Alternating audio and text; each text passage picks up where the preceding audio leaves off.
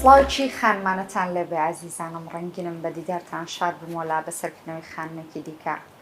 خانمی پێشڕە و پێشەنگ ئەوەیە هەمیشە هەوڵی سەرکەوتنی زیاتر بدا و کار یاخود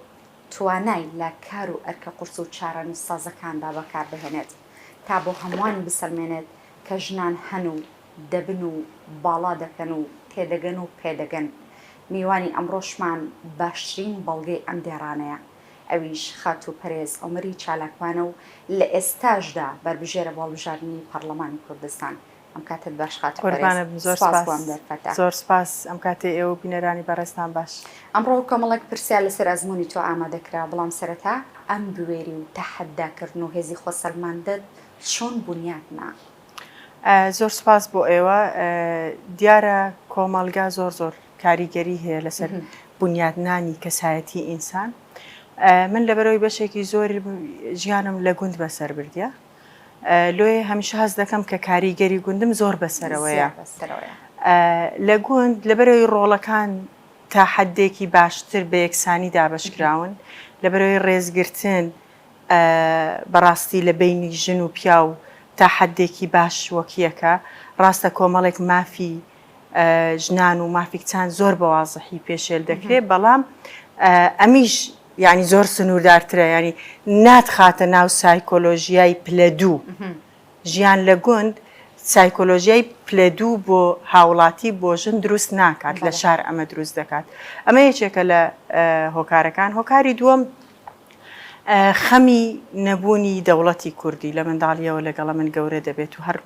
هەموو ڕۆژێک ئەو خەمێکی گەورەترە کە کیانی کورد کیانێکی سیاسی نییە. خۆشبەختانە من لە تەمەنێکی گونجاو کە لە بیدایەتی بیستەکانی تەمەنم بوو توانم یەکێتی نیشتیمانی کوردستان بدۆزمەوە کە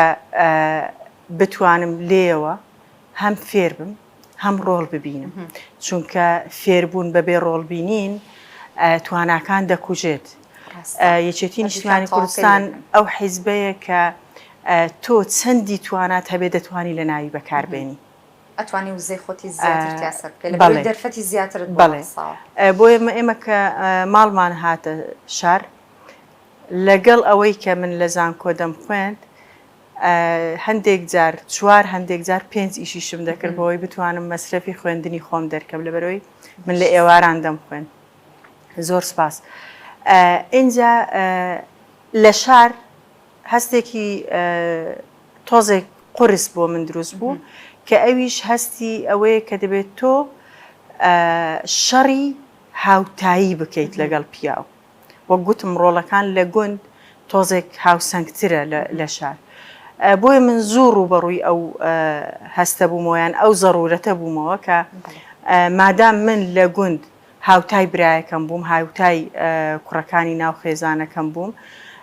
بۆ دەبێت لە شار من پلە دوو حسابم لە بۆ بکرێت. لۆیە زوو هەوڵمدا و زۆر هەوڵمدا زۆر ماندوو بووم تا توانیم ئەو هەستە یان ئەو قەناعەتە بە خۆم بێنم کە من ئێستا لە ڕۆڵبینینەکان دەتوانم هاوتای پیاوەکان لە ساحەکە ڕۆڵ ببینم. بۆیش من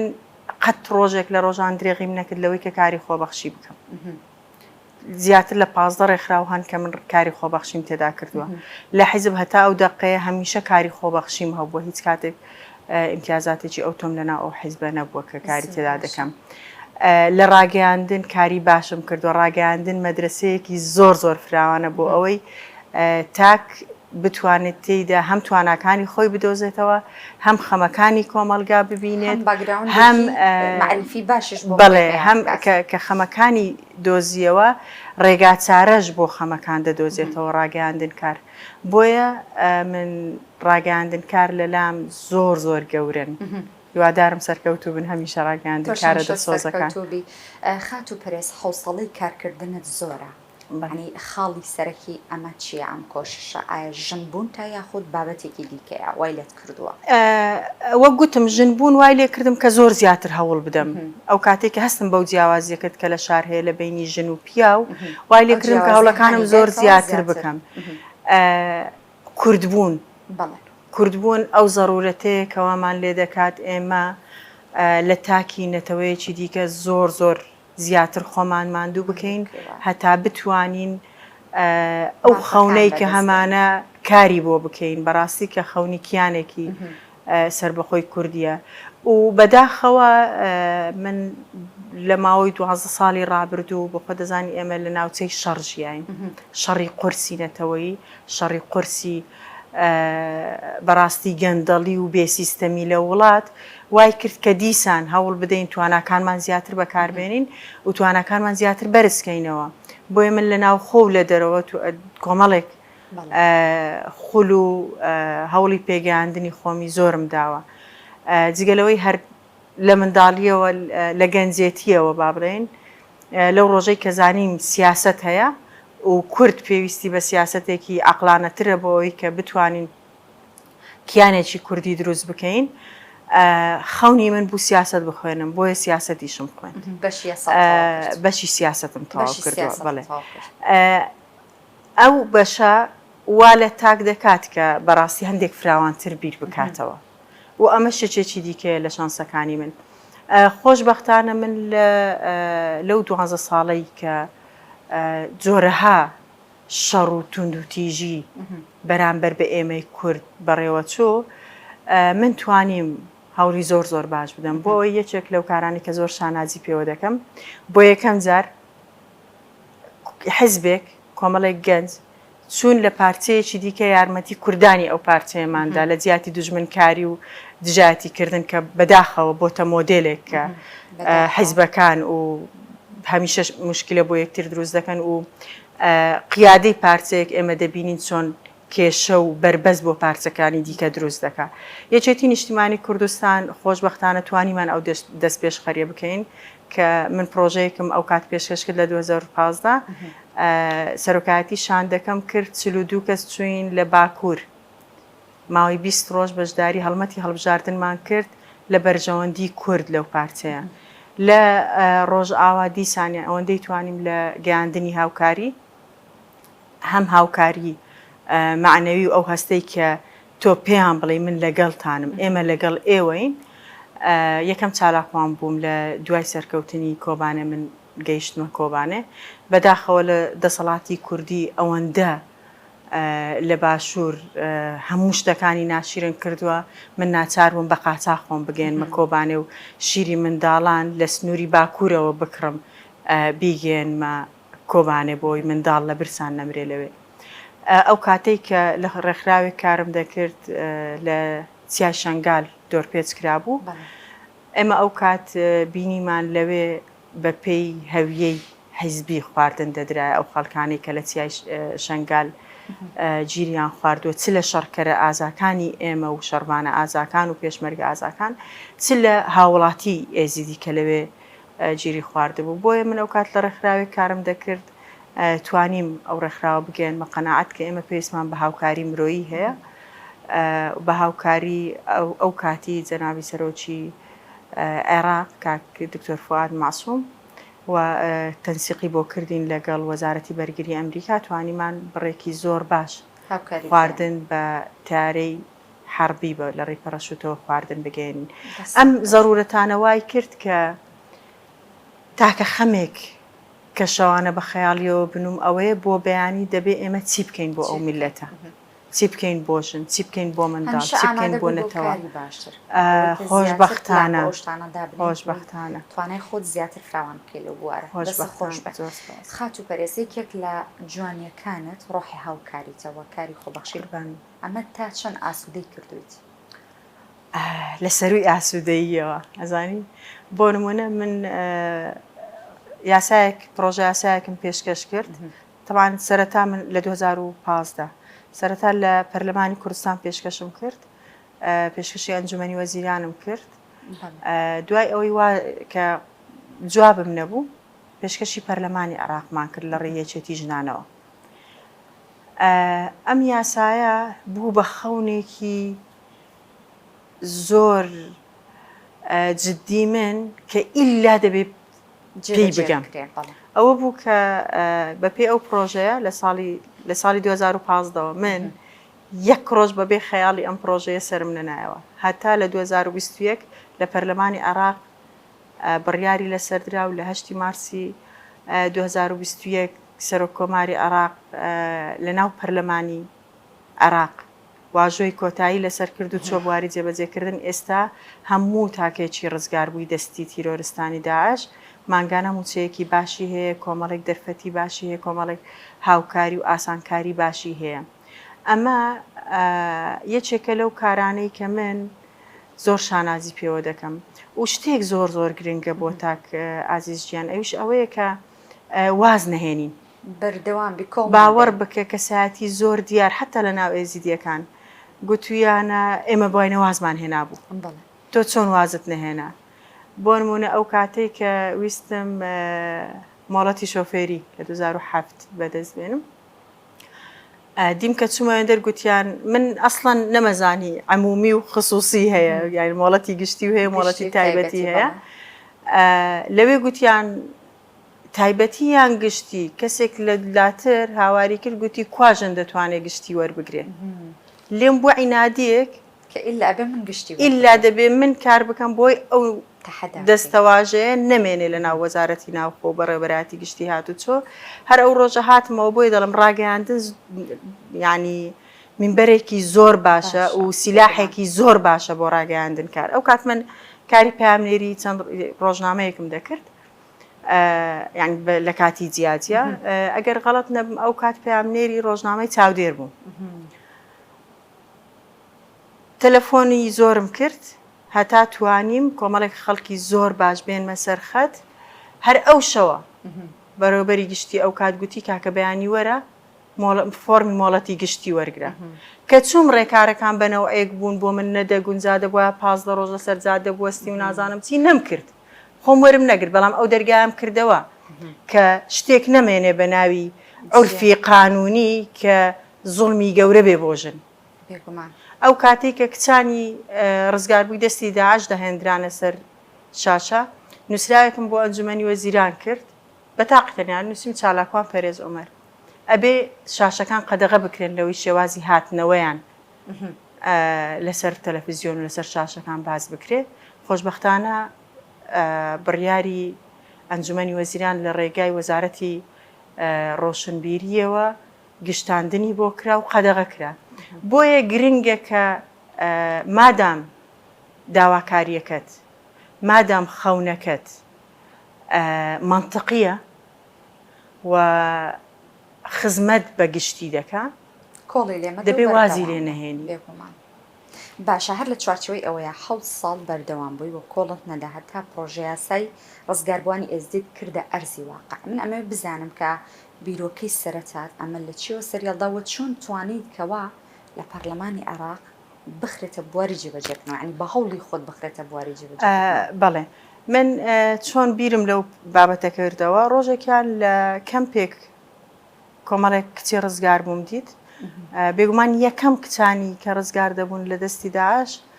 خۆمم دەگەیاندە لایەن و بیرم لەوە دەکردەوە دەتوانم چیان بۆ بکەم، هەمیشە لەو بیرکردنەوەیدا بووم. بۆیە مەسافەیەکی زۆر درێژ بە پێ ڕۆیشتم هەتا خۆم گەیاندە کەمپی نەورۆز لە ڕۆژئاوای کوردستان کە ئەو کات لێرەوە ڕێزم بۆی هەیە کاکشوان هەرچی هاوکارم بوو لەگەڵ خۆی بردم توانیمان بگەینە کەمپی نەورۆز کە ڕۆژنامەنووسێک بوو. بۆیە من دەڵم ڕۆژنامەنووس دەتوانێت زۆر شت بکات. لەگەڵ ئەو ڕزگاربووانە گفتوگۆی ئەومان دەکرد کە ئەوان سەرەتاترین پێویستیەکانیان بەدەست ناگات، ڕێکخراوێک دەتوانێت بۆ جارێک پێداویستی دابەش بکەن، ڕێکخراوێکی تر دەتوانێت یارمەتی چەند ڕزگاربوویەک بدە، بەڵام ئەمە چارەسەر نییە. لە هەمووی گرنگتر ئەرکی حکومەتە بیکە بۆ نەیکە بۆ نایکە. حکومەتێک کە هێندەکەم تەرخەم بوو ئەو کارە ساتەی بەسەر ئێمەی گەلی کورد هێنا، بۆ ئێستا بەرپرسیارەتیەکە نەگرێتە ئەستۆ، هەم حکوومەتی هەرێمی کوردستان هەم حکوومەتی عێراق. لەوەش گرنگتر ئێمە وەکو کورد کارە ساتێکی دیکەی تقریبەن هاوشێوەمان بەسەر هاتیە کە زیندانیانی سیاسی دەستی ڕژێمی گۆڕ بە گۆڕ بوون. نێزیکیەکی زۆر لەم دوو بابەتە هەیە ئەوانیش چەوسێنراونەتەوە ئەوانیش چەوسێنراونەوەتەوە ئەوانیش لەبەر ژن بوون کۆمەڵێک شتیان بەسەرهێنراوە ئەمانیش لەبەر کورد بوون ئەمان ینی کۆمەڵێک وێکچوون هەیە و زیندانیانی سیاسی بەهۆی ئەو یاسایی کە بۆیان دەرچوو شانازیەکە لە لای خۆیان زۆر گەورەتر بوو چکە جگە لە پێداویستیە معنەویەکان گرنگ بوو ئێمە شتێک دروست بکەین کە کەسێک توانیویەتی لە دەست ئەو زاڵمە گەورەیە خۆی ڕزگار بکە ئەوە دەبێت بە بەتەڵ بە پاڵەوان پیشان بدرێت نەک بە لێقەوما و چاودێری کۆمەڵایەتی و نازانم چی و چی بۆیە خۆشبەختانە من جگە لەوەی کە فراکسیۆنی یەکێتی نیشتیمانی کوردستان زۆر هاوکارمان بوو لەوێ لە دوو دەورە ئێمە ئیشمان لەسەری کرد بەڕاستی من خۆم سەردانی زۆر کەسایەتی عەرەبیشم کرد تاتوانێ لۆبیەکی بۆ دروستکەم کە ئەو کەسایەتی عەرەبیانەی فراکسیۆنیان لە ناو پەرلەمانی عێراقەیە هاوکاری ئەم پرۆژەیە بن خۆشبەختانە لە کۆتاییدا فراکسیۆنی سەوز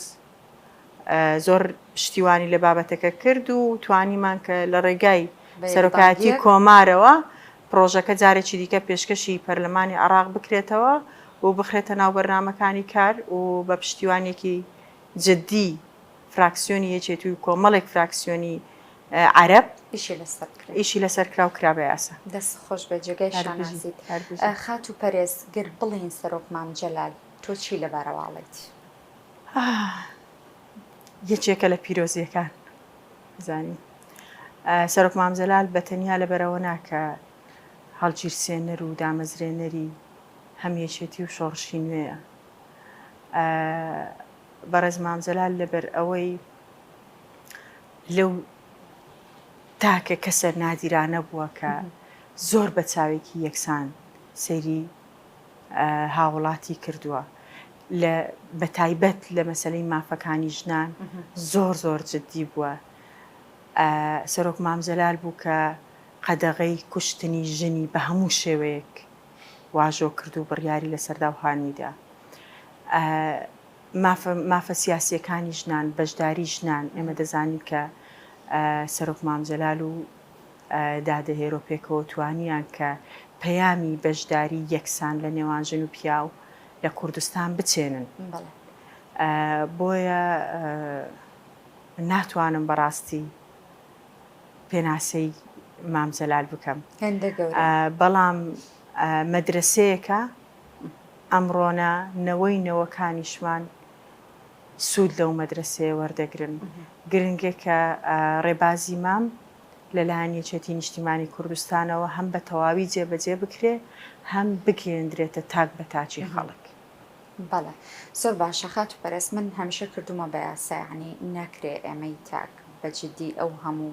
ماندووبوونەی سەرۆک مام جەلال ئەو هەموو خەمخۆریە و هەموو پیرۆزیە ئەو ڕێبازە جوانەی کە تاوکو ئێستاش مەدرسەیەکە بە حیزبێکی وکویەتی نیشتیمانی کوردستانی وە لە ئێستاشدا هەمان ڕێباز لەسەر دەستی سەرۆک باڵفڵکە کەسی یەکەمی حیزبەکەی و لە هەمان کاتا کاقوبات کە کوڕی سەرۆک مام جەلالە بەڕێوەی دەبن پێت وایە ئەوانیش هەمان ئایدیا و هەمان بۆچوون و هەمان ڕێبازیان پەیڕەو کردووە ئەزانی من قەت لەگەڵ تەقدیسکردنی ئینسان نیم بەڵام بەڕاستی مام جەلال مەدرسەیەکی پیرۆزی نەتەوەی ئینسانیە بۆیە هەر کەسێک بە کوڕەکانی مام جەلالیشەوە ئەگەر بیانەوێ نەمری بۆ خۆیان تۆمار بکەن دەبێت لەسەر ڕێبازەکەی مان بەردەوام بین و من زۆر گەشببینم لەوەی کە ئەو سیاسەتەی یەکێتی لە ئێستادا و ئەو گڕوتین و هێزەی کە کوڕانی مام بە ڕێبازی مامیان داوەتەوە بە تاک بە تاکی ئەو ئینسانانیان داوە کە خەمخۆری ئەم وڵاتن زۆر جێگای ئومێدا و پێم وایە ئەرکی هەر ئینسانێکی هۆشیارە پشتگیری لەم هەنگاوانە بکە باوەڕ بکە مەرج نییە یەکێتی بیت مەرج نییە لە سنووری باشووری کوردستان بی لە حیزبێکی دیاریکراو بی بەڵام پێم وایە دەبێ هەموو تاکێکی کوردی بزانێت کە ڕێبازە ڕاستەکەی کوردایەتی چییە؟ ڕێبازە ڕاستەکەی مرۆڤ دۆستی ڕێبازە ڕاستەکەی عەدالەتی کۆمەڵایەتی ڕێبازی مام جەلالە. ڕاستان ئەبێ بە جۆرێک بێت هەم پێگە و هێز و وزەی خۆی لە کۆمەڵگایە بسەلمێنێ هەم بتوانێت سوودی بۆ دەوروبەرەکەی هەبێت. بێگومان تۆ سەیری گەورەی مام جەلالکە چەند بەدەنجی بەرز دەڵێ وەرن لە ڕەخنەگرتن لە منەوە دەست پێ بکەن بۆ لەبەرەوەی دەزانێت ڕەخنەگرتن ئەساس و بناغە و مەرجی پێشکەوتن و سەرکەوتنە. بۆیە گەنجانیەچێتی ئەگەر دیقەت بدەیت هەمیشە ئۆپۆزیسیۆن بوونمان لە ناو حیزبەکەی خۆمانەوە دەست پێ کردووە. من باوەڕ ناکەم هیچ کۆبوونەوەیەک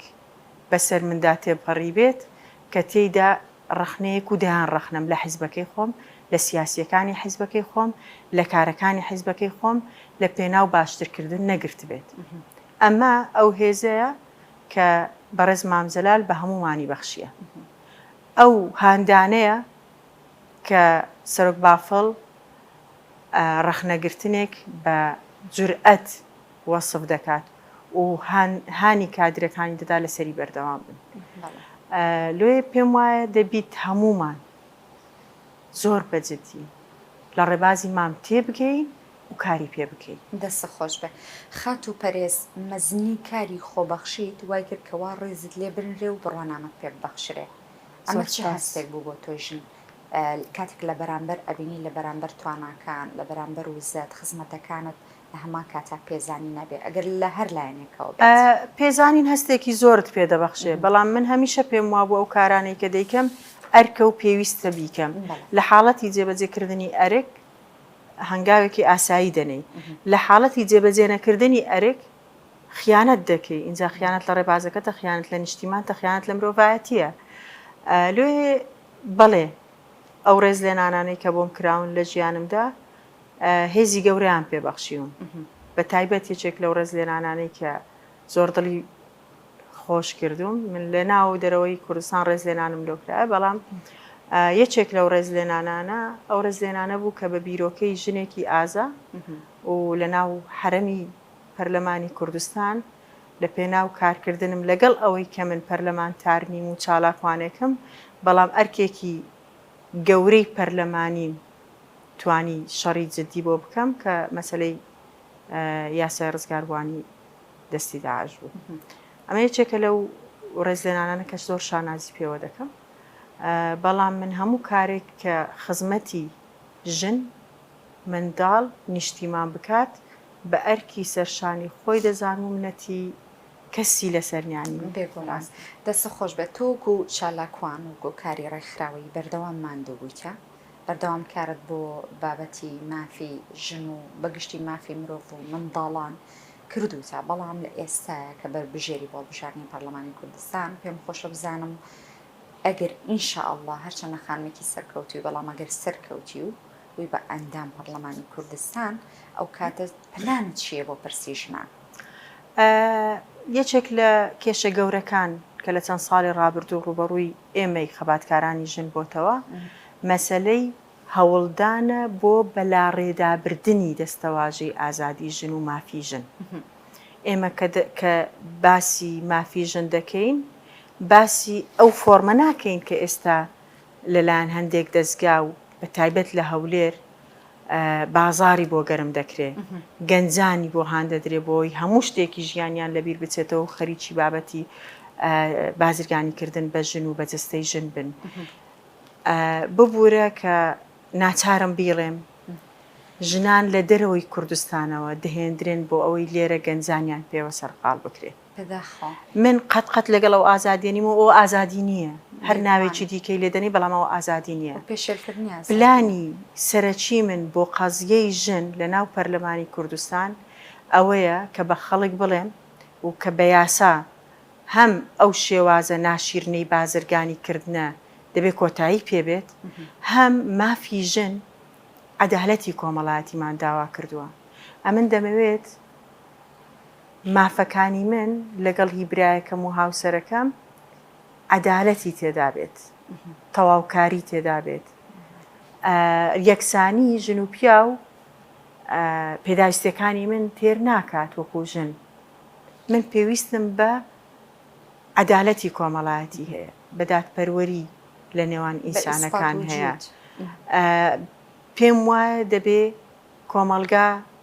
ڕابهێنینەوە نەترسێت لە ئازادی ژن، چکە ئەوەی ئێستا لە کوردستان کەناڵی ڕاگەیاندنی تایبەتی بۆ تەرخان کراوە، ڕاگەیاندن کاری لە ناوەوەی دەرەوە بۆ تەرخان کراوە، بازرگانیەکی تەواوە هیچ پەیوەندی بە مافی ژن و بە ئازادی ژنەوە نییە. ئەمە یەکێکە لەو بابەتانی بەڕاستی دەمەوێت ڕێکی خەمەوە. بابەتێکی تر کە بۆ من زۆر زۆر گرنگە دادپەروەریە لە هەلی کار، هەم بۆ ژن و پیا وەک یەک، هەم کەمکردنەوەی دەستی کار لە دەرەوە بۆی گەنجانی ئێمە مافەکانی خۆیان بەدەستبێنن، دەرفەتەکانی خۆیان بەدەستبێنن. دەیان و سەدان و هەزاران گەنجی بەتوانە و داهێنەرمان هەیە، بەڵام دەستی کارمان لە دەرەوە ڕابۆ دەهێنرێ بە سەفقاتی سیاسی لەگەڵ وڵاتانی دەرەوە. کۆمپانیاکان بەشی زۆری بازاری کوردستانیان داگیر کردووە و پارەی کوردستان دەبەنە دەرەوە، نەک تواناکانی دەرەوە بێن لە کوردستان. ئێمە کۆمەڵێک خەمی زۆر زۆر گەورەمان هەیە لەبەر بازرگانیکردن بە پەروەردە و بە زانست بۆ دەوڵەمەندکردنی چەند کەسێک. ساڵانە زیاتر لە 30,000 منداڵی ئێمە لە خوێندن دوور دەکەوێتەوە لە قۆناغی خوێندنی بە زۆر کە هەتا پۆلی نوێی بنەڕەتیە. دەبێت ئەمانە چارەسەر بکرێن. ئەگەر ئێمە نەتوانین پەروەردەیەکی باش بۆ تاک بە تاچی تاکەکانی کۆمەڵگا دەستەبەر بکەین، نابێت داوای جێبەجێکردنی ئەرک لە تاکەکانمان بکەین. ئەوەی لە کوردستان دەگوزارێت کارەساتێکە کە ئەوەی هەستی پێ بکات دەبێت شەو و ڕۆژی بخاتە سەریەک لە پێناو ڕوبەڕووبوونەوە و چاکردنەوە و ڕاستکردنەوەی ئەو ڕێڕەوی حکومڕانی کە لە کوردستان هەیە. ڕاستە دەستە خۆش بێ خات و پەرێزگیان من دەستی ئەوە خۆش بێت. نەویست ئەو هاوێت زۆر پرسیارم بۆت ئامادە کرد و بەڵام باش بوو لە قسەکان تا خۆ زۆر چالاکی و ئەزمون و ئەو مادەبوونانی کە چەندێکە تۆ ئەی بڕی و ئەو هەموو ناڕەحەتیانی کە پێاتێ پڕی و باست کرد. بەڵام کاتی بەرنامەکە بەرەو کۆتا ئەچێ پێم خۆشە لە کۆتاییە